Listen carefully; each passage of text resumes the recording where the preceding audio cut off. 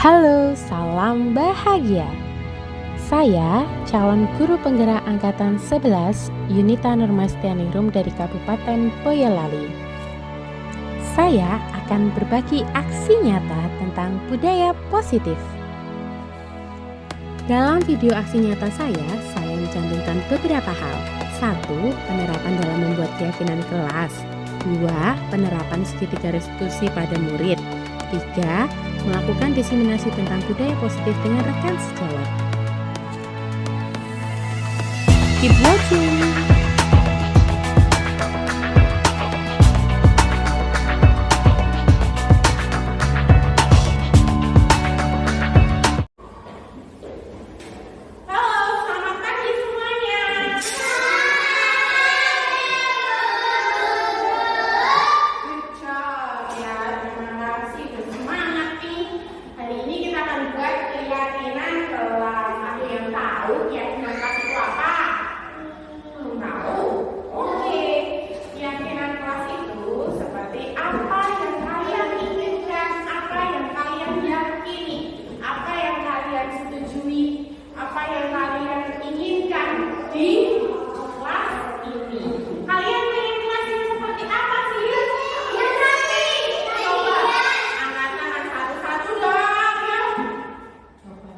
Bintang dulu. Yang seperti apa?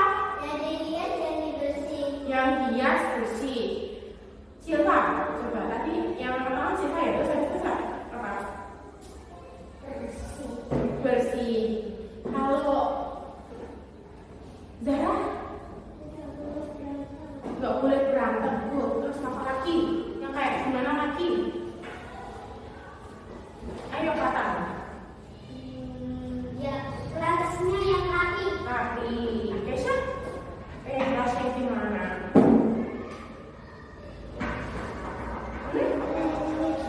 Nggak boleh ejek-ejekan. Tapi apa?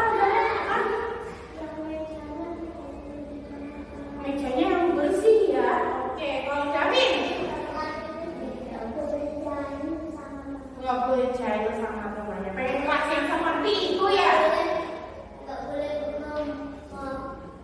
Berbohong, mungkin nggak boleh bohong. Nggak boleh bohong, nggak boleh ejek-ejekan, nggak boleh berlari, nggak boleh jahil. Yang bersih, yang rapi. Terus apa lagi tadi? Ya kan?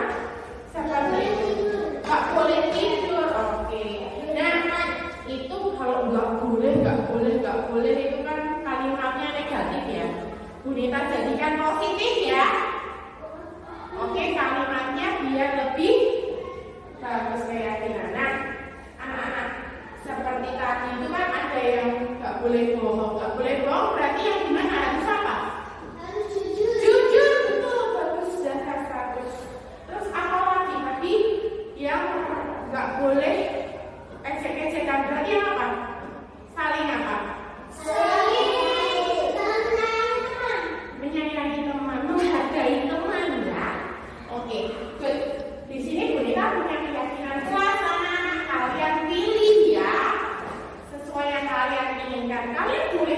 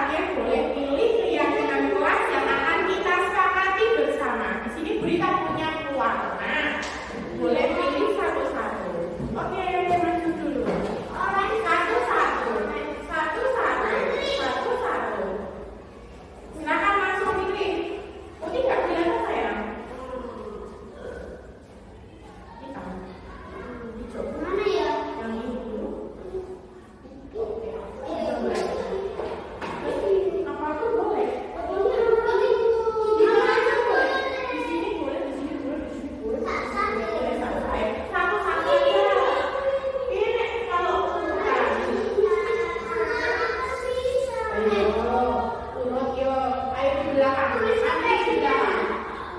Antri di belakang contreng. Nggak harus di kotak itu kok, gimana aja boleh. Boleh, nggak harus di kotak. Nggak harus di kotak. Nggak harus di kotak. Ayo Silva tidak boleh seperti itu. Teman-temannya, dan semuanya boleh. Anak-anak, Bima. Tadi Bima sudah pilih banyak loh. Ada jujur, ada sopan santun, disiplin, belajar dengan semangat. Yang mana aja boleh. Semuanya boleh. Satu. Oke, good. Nggak harus di kotak ya, di mana aja boleh. Oke. Kamu yang mana ini yang aja disiplin terus apa? Ya, bagian kamu ini nanti jam 9 kurang. Ini makan cuma satu kok sini loh, yang banyak loh. Cuma satu kayak dia gini. Iya. Ya, ini cuma satu aja. Pengen yang sopan dan satu enggak? Mau yang disiplin nggak kelasnya? Yang lainnya boleh, yang lainnya boleh, yang lainnya ini masih ada. Enggak mau apa-apa. Oke, sudah? Sudah? Oke, nggak apa-apa. Itu, pengen kelas yang sopan santun ya. Oke, good. Oke, kalau udah boleh duduk lagi. Kita lihat anak-anak, coba duduk lagi. Duduk lagi. Terima kasih ya sudah menuliskan apresiasi kalian tentang keyakinan kelas. Apa yang kalian contek harus kalian yakini dan sepakati ya. Jadi kelas kita harus yang gimana? Oh, kita lihat banyak nih semuanya kecontreng. Berarti semuanya yakini harus dijalani ya. Ya. Berarti kalian harus apa? Oh, di sini ada saling menghargai. Nggak boleh saling ejek-ejekan. Harus saling menghargai antar teman. Ya. Oke? Yang kedua, kita lihat tuh ini ada banyak yang nyontreng di belajar dengan semangat. Berarti besok harus mulai hari ini harus belajar dan semangat. Lalu ada juga disiplin dicontreng juga. Berarti kalian harus disiplin. Ya, kayak gitu. Terus ada lagi apa? Sopan santun. Berarti besok harus sopan sama santun sama temanmu ataupun sama bapak ibu guru. Iya. Jalannya gitu. Terus berikutnya jujur dan mandiri. Nggak boleh saling mandiri, tapi nyontreng sendiri kayak gitu ya. Terus ada berdoa. Tiap pagi kita sama pulang harus berdoa. Tapi kalau mau mengerjakan pulangan, Anda sudah harus berdoa juga. Berpakaian rapi, yakin ya. Sepakat ya, berpakaian rapi berarti ini ya. Kalau sudah selalu bersih, harus selalu bersih. Yakin? Sepakat? Kita sepakat? Harus bersih, sopan santun, tidak boleh saling ejek tadi apa? Saling menghargai, disiplin, ya kan? Rapi, berpakaian rapi, jujur, berdoa, dan harus selalu semangat, gitu ya. Oke anak-anak, kalau gitu terima kasih. Besok Bunita tuliskan ya, Bunita tempel sana ya, Bunita tempel di sana ya. Nanti dijadikan keyakinan kelas. Misalnya ada anak yang lemes, Bunita tinggal bilang gini, anak-anak keyakinan kita di kelas apa? Belajar yang semangat. Jadi yang lemes harus jadi semangat. Nah, gitu ya. Oke, terima kasih.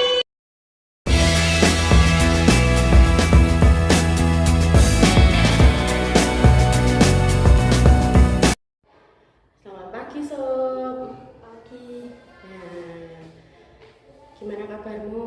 Baik. Baik, kamu tahu nggak dipanggil Bunita ke sini? Karena tidak mengerjakan tugas. Oh, tidak mengerjakan tugas. Tugas apa toh? Tugas bahasa Inggris. Bahasa Inggris iya. Bunita tuh dengar dari Bu Riza kalau Yusuf itu tidak mengerjakan bahasa Inggris. Iya. Kenapa Sob kamu tidak mengerjakan bahasa Inggris? Karena susah. Karena karena susah. Oh, oke, karena susah ya. Kalau susah kayak gitu, harusnya gimana toh, Sob? Tanya. Tanya.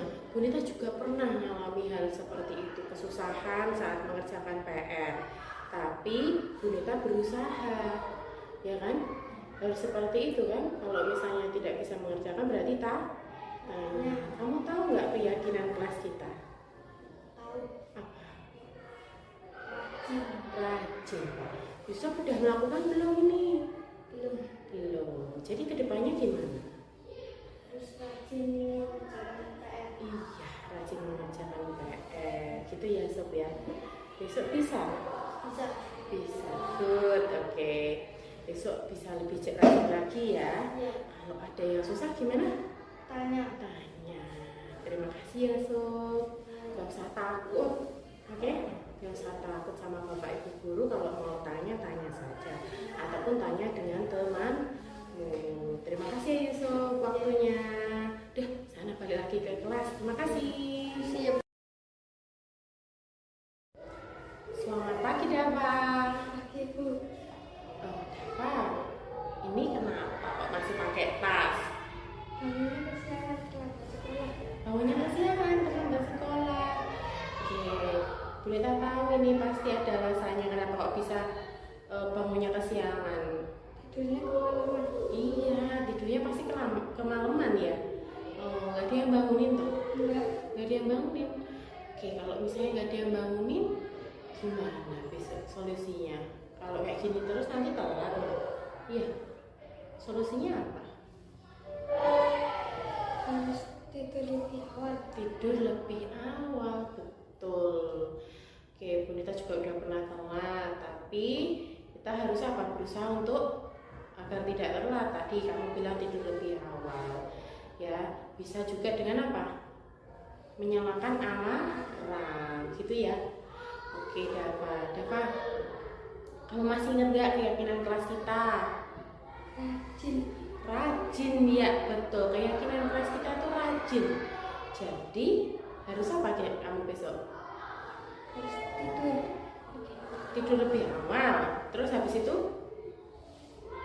berangkat. Berangkatnya gimana? Berangkat sekolah tepat waktu. Gitu ya? Ya, harus disiplin ya. Oke, bisa? Bisa. Oke, good. Besok lebih semangat lagi ya, biar nggak terlambat, bangunnya lebih awal, tidurnya juga lebih awal. Wow, gitu ya Dava ya. Oke, terima kasih Dava. Nggak usah takut ya, nggak usah nangis kayak tadi, oke? Nah, oke, balik di kelas ya. Nanti bilang sama Bu Riza, Bu, maaf. Tadi saya terlambat, gitu ya. Belajar bahasa Inggris kan? Ya, sana. Terima kasih, Riza.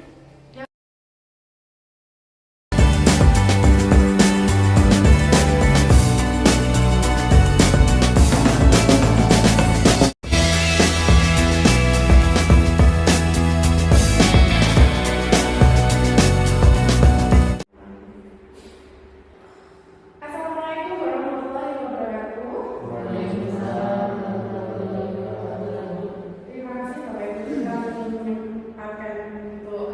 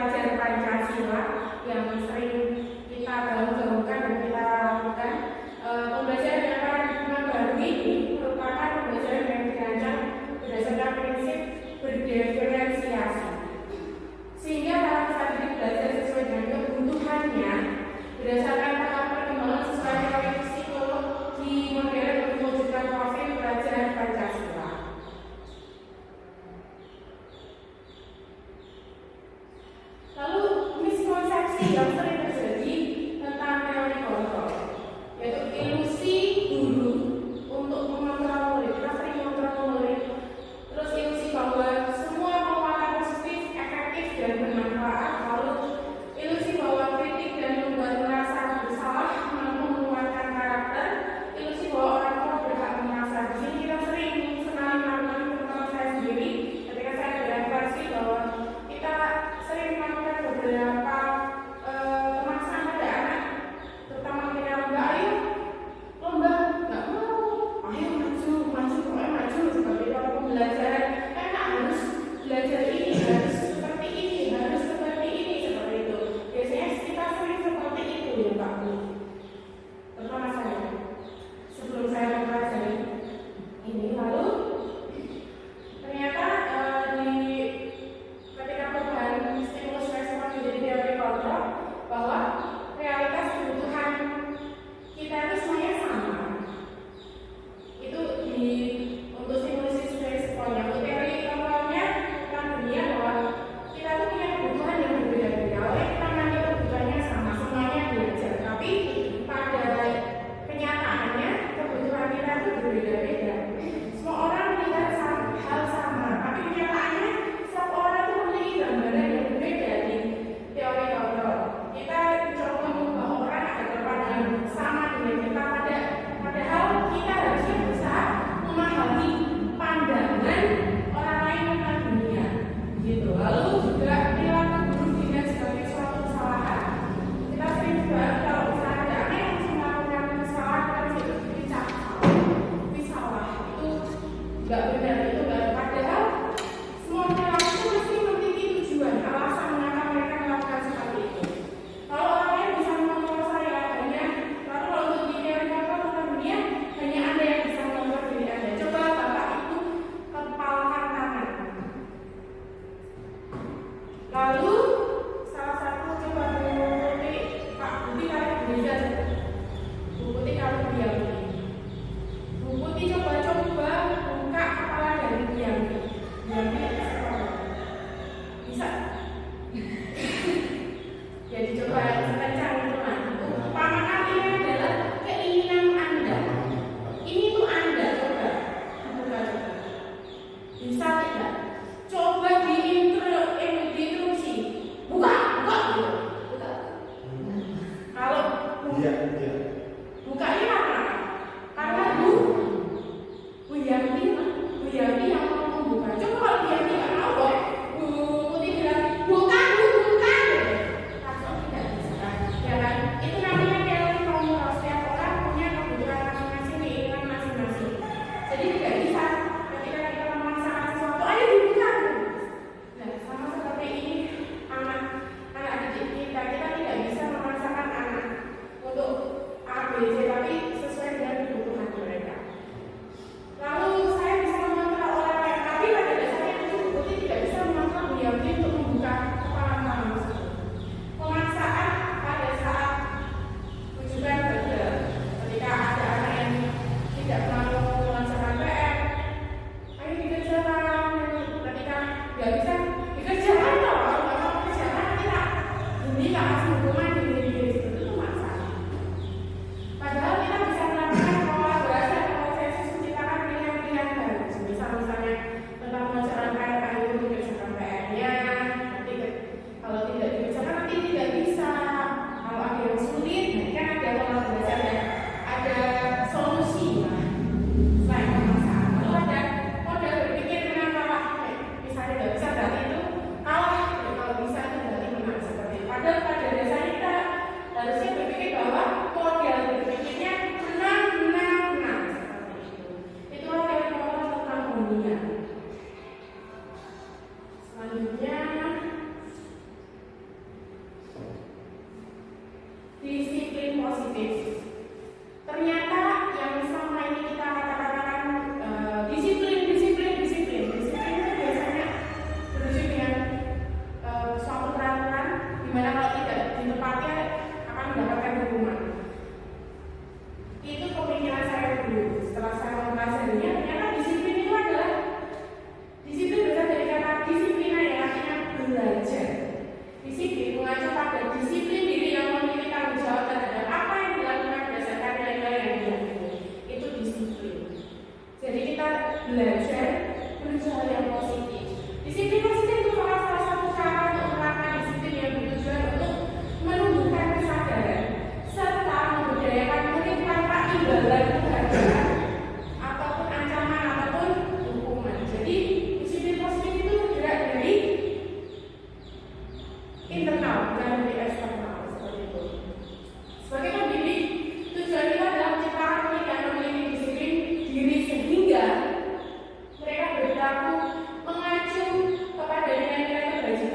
universal dan memiliki motivasi intrinsik dalam perubahan perilaku ke arah yang lebih baik seperti itu. Jadi itu disiplin positif adalah bagaimana cara kita mendidik anak untuk menciptakan murid yang memiliki disiplin tanpa adanya motivasi eksternal. Jadi dari dalam diri sendiri. Jika mereka ingin melakukan sesuatu, saya ingin belajar ya dari diri mereka sendiri, kesadaran mereka seperti itu. Selanjutnya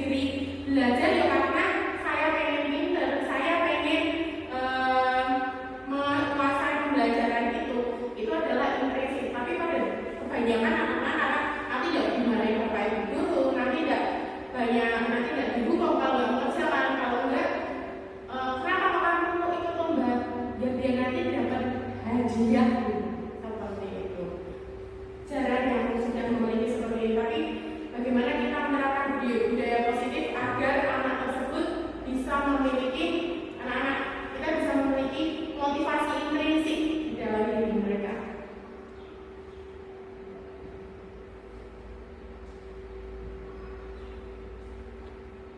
Nah, ini tentang hukuman, konsekuensi, dan restitusi.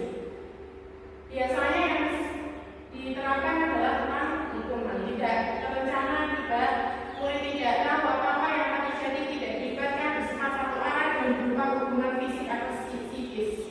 Contohnya ketika murid-murid ada yang tidak mengikuti upacara, mereka bisa kalau menggunakan hukuman mereka disuruh untuk lari ke laut kiri memutari lapangan, itu hukuman. Tapi tidak ada korelasinya antara hukuman tersebut dengan terlambat. Harusnya tidak dihukum karena dia terlambat, ya. Terus kalau konsekuensi itu contohnya seperti tidak dia terlambat dalam olahraga. Ketika olahraga dia terlambat, lalu disuruh untuk lari puteri lapangan 2 kali, itu konsekuensi. Kalau tadi hukuman biasanya menimbulkan anak jadi dendam, konsekuensi membuat anak tidak nyaman. Nah, ini adalah restitusi, proses menciptakan kondisi bagi murid untuk memperbaiki kesalahannya, proses kolaboratif yang mengajarkan murid untuk mencari solusi sendiri. Jadi ketika ada yang terlambat, kita ajak dialog, berkolaborasi agar anak tersebut bisa mendapatkan solusi atas apa yang dia lakukan. Selanjutnya, biar tidak ngantuk ibu-ibu bapak-bapak semuanya, bisa bisa dilihat video ini ya. Bahagia ibu dan bapak guru hebat dalam penerapan disiplin positif restitusi.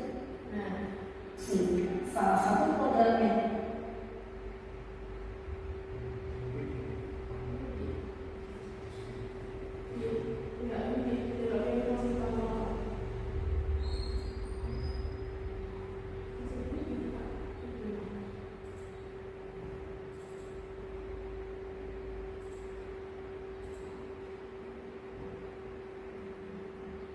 Nah, monggo Bapak Ibu dilihat tentang 5 posisi kontrol.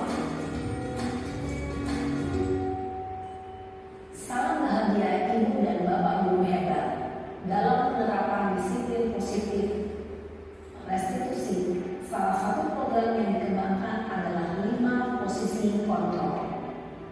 5 posisi kontrol dalam restitusi adalah proses perjalanan seorang pendidik agar dapat mengenali dirinya. Pada video kali ini, kita akan membahas tentang 5 posisi kontrol yang dikembangkan oleh Diane Dawson dan contoh penerapannya.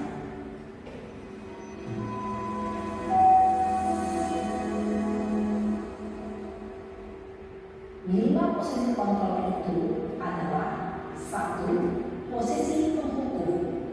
2. Posisi pembuat merasa bersalah. 3. Posisi teman. 4. Posisi pemantau atau Dan posisi ada 5 posisi kontrol karena videonya tidak bisa ditayangkan. Ada 5 posisi kontrol. 5 posisi kontrol pada guru. Yang pertama penghukum. Kedua adalah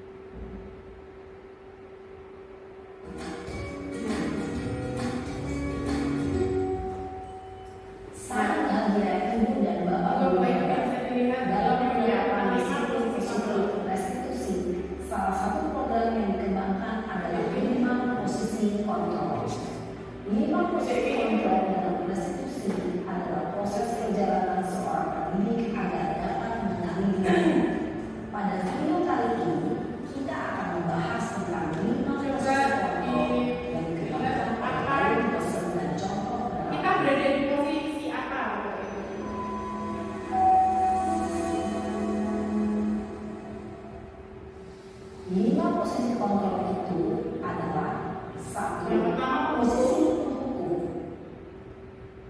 Ya, langsung aja. 2. Dua, Posisi pembuat rasa bersalah. posisi 3. pembuatan salah. Posisi teman. 4. Posisi pemantau atau monitor. Dan 5. Posisi manajer. Untuk lebih memahami kelima posisi tersebut, mari kita saksikan kasus Naren yang terlambat hadir Untuk Bapak Ibu bisa lihat dan video melihat bagaimana kelima posisi kontrol dalam menghadapi masalah tersebut. Ini adalah posisi penghukum.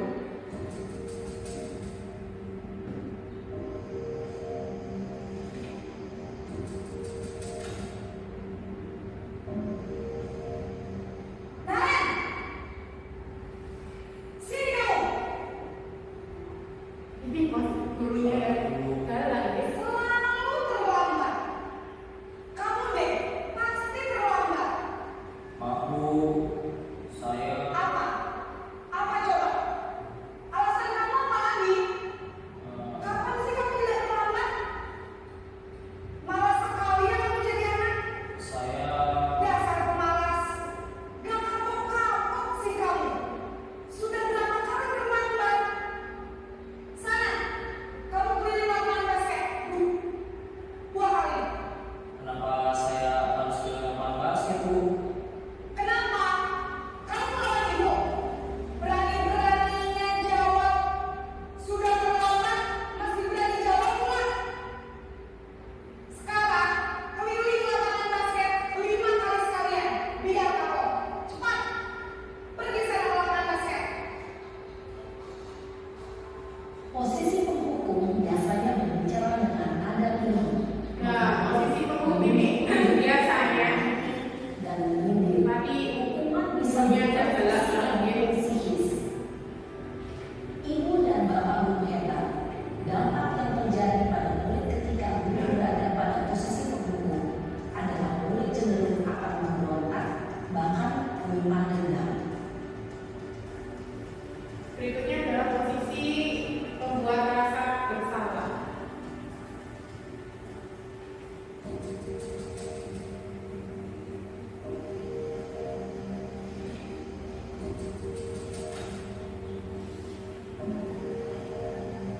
Naren!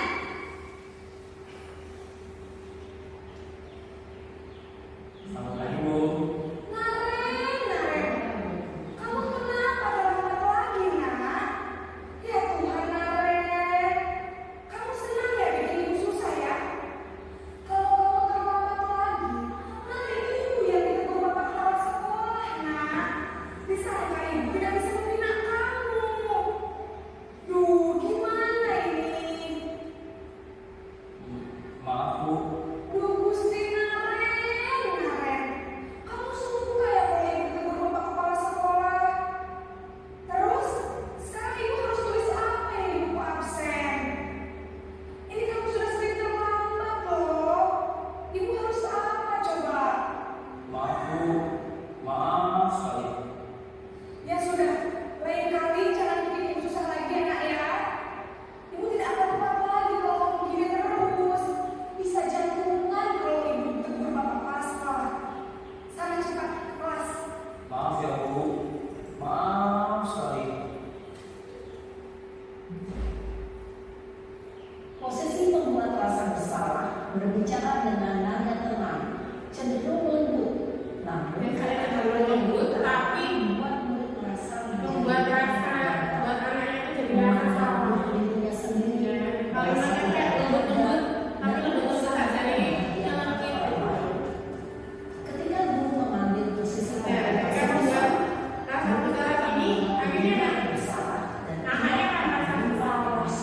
tidak setuju Akan merasa dirinya itu sangat bersalah. Jika posisi teman seperti ini. Naren!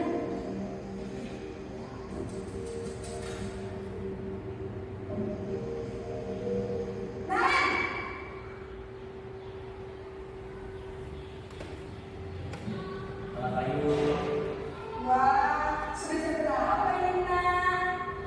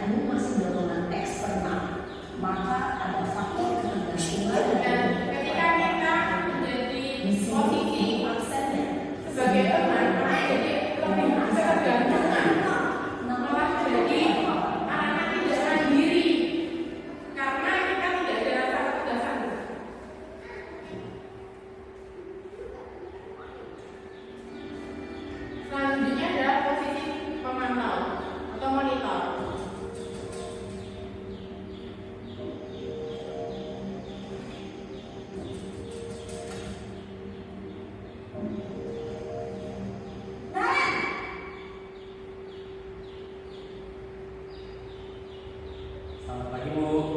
Nah, Ren, apa peraturan sekolah kita tentang jam berapa kita harus masuk sekolah, Nak?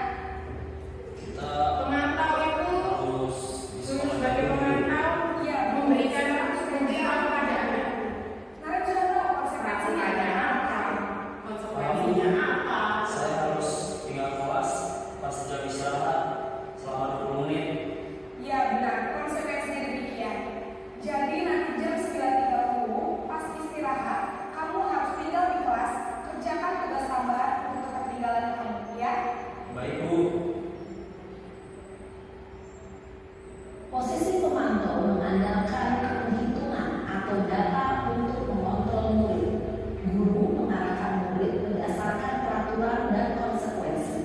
Seorang pemantau menunjukkan bahasa tubuh dan ekspresi wajah yang dapat menjadi formal.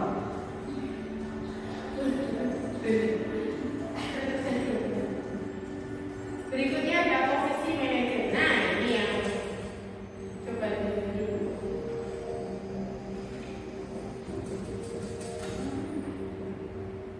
Nah, Ren, Naren,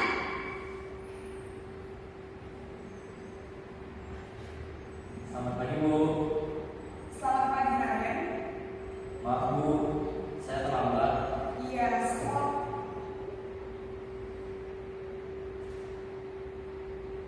benar maaf. Jadi saya Pak masuknya jam 7, sekarang sudah jam 7.20. Jadi sekarang kamu kamu bagaimana ini, Naren? ketika Maaf, Bu. Saya lupa salah saya semalam. Baiklah, menurut kamu, keyakinan sekolah yang mana yang perlu kamu tingkatkan?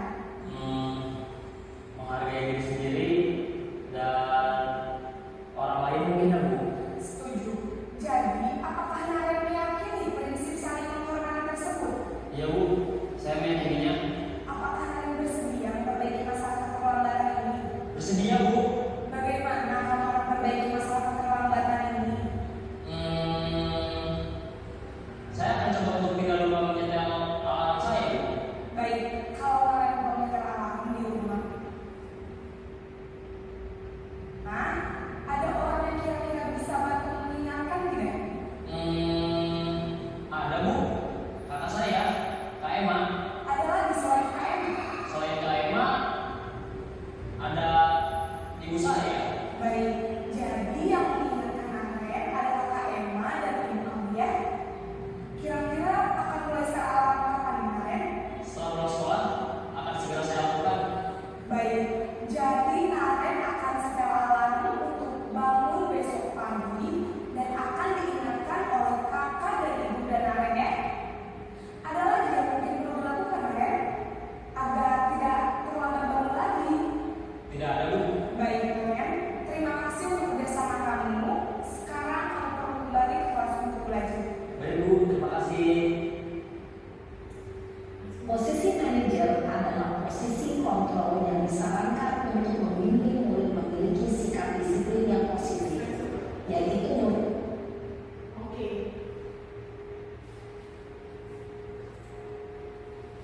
Oke, Bapak Ibu. Pertanyaannya, kira-kira posisi kontrol yang mana Bapak Ibu sekalian? Seperti belajar yang mana pendukung, pembuat rasa bersalah, ataupun teman, atau manajer yang mana? Mungkin membuat rasa teman ya? Membuat rasa teman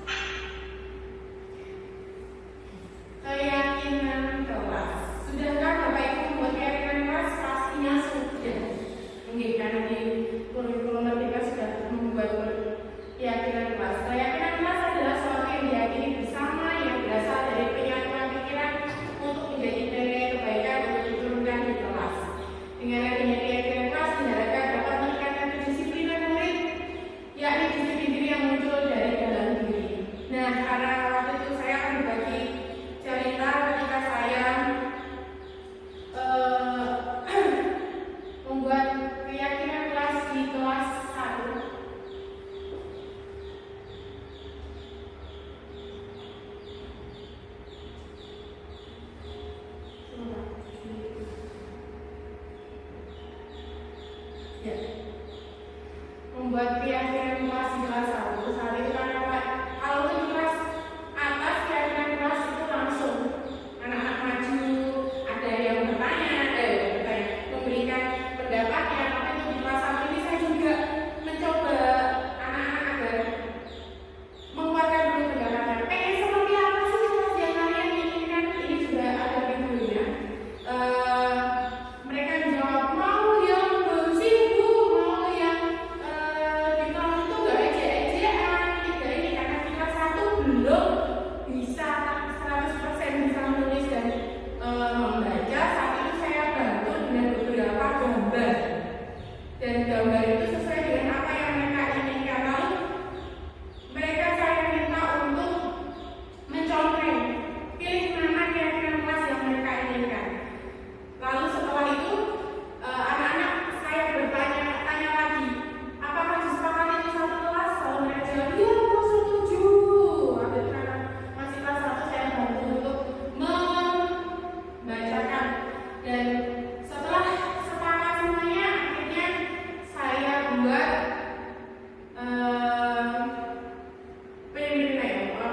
saya buat nomor cetak saya cetak lalu saya tempelkan di kelas.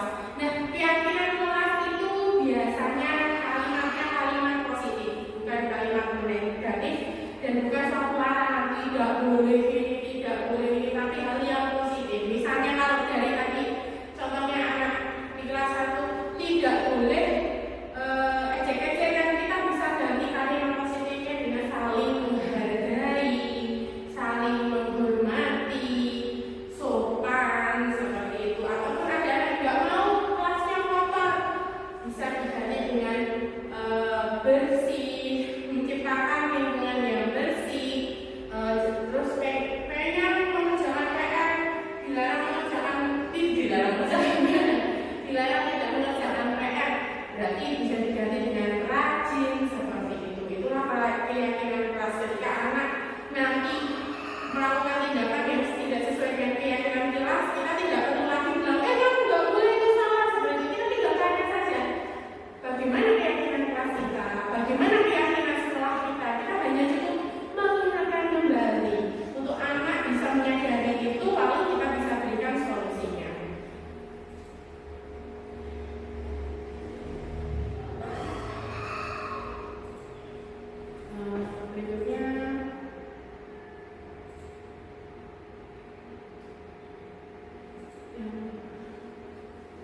Berikutnya adalah segitiga restitusi. Ini yang sudah saya juga lakukan, suatu proses dialog yang dijalankan oleh guru agar dapat menghasilkan murid yang mandiri dan bertanggung jawab. Di sini di segitiga restitusi ada 3 langkah. Yang pertama, menstabilkan identitas. Kedua, validasi tindakan yang salah, lalu menanyakan keyakinan. Di menstabilkan identitas ini kita bisa memposisikan menjadi manajer.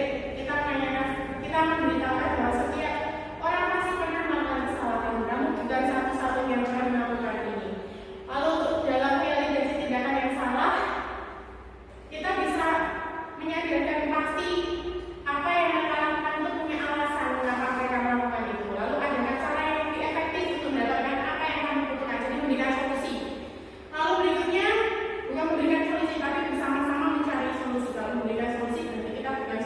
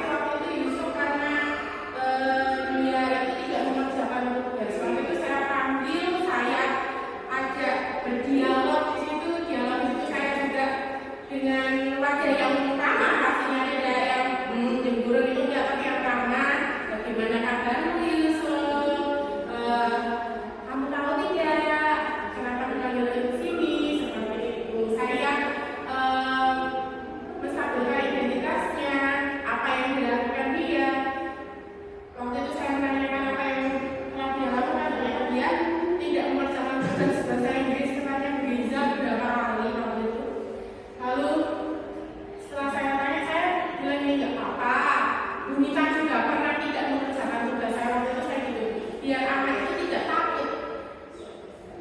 Jadi di situ dia tuh diamnya dulu lah. Waktu itu saya bilang nggak apa-apa, Bu Nita juga pernah melakukan seperti itu. Lalu setelah itu memfasilitasi, misalnya waktu itu tindakan. Waktu itu saya tanya, lah kalau misalnya tidak bisa mengerjakan tugas, aku pasti tahu alasannya apa, aku pasti punya alasan kenapa tidak mengerjakan tugas. Lalu sebabnya adalah karena saya tidak tahu, saya tidak paham. Dan di situ saya bilang ini, kalau tidak paham berarti kamu harus apa yang harus kamu kan masa seperti sih. Begitu terus lalu Yusuf mengatakan, kalau saya nggak paham berarti saya harus tanya ya Bu. Iya, kamu harus tanya, bisa tanya ke bapak ibu guru ataupun ke temanmu. Lalu setelah itu baru saya tanyakan tentang keyakinan. Di kelas kan kita sudah buat keyakinan. Keyakinan apa? Di kelas yang sesuai dengan tindakan ini. Ini Bu, keyakinan tentang rajin Bu, harusnya saya rajin mengerjakan tugas, tidak malas-malasan seperti itu, rajin. Nah, ketika anak sudah itu menyadari, akhirnya dia apa? Dia setelah selesai, iya Bu, saya kasih semangatnya dan semangat besok tanya sama kedua, tanya sama bapak ibu guru, besok dikerjakan ya.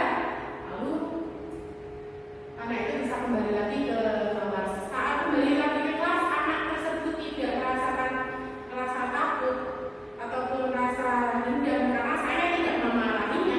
Saya hanya berdialog untuk mencapai suatu solusi untuk dia, seperti itu. Selanjutnya kasus berikutnya adalah kasus dari Dapat di sini tolak berangkat sekolah waktu dia nangis. Nah, waktu itu juga saya bertanya pada Dapat, sama menstabilkan identitas dulu. Saya menanyakan apa yang telah terjadi. Ternyata dia telah, anak tidak bisa bangun pagi, tidurnya kemalaman seperti itu. Lalu setelah itu saya fasilitasi tindakan. Saya mengatakan pasti ada alasan lain. Alasannya adalah tidak ada alarm juga. Dia tidak menyetel alarm, tidak ada yang membangunkan, tidurnya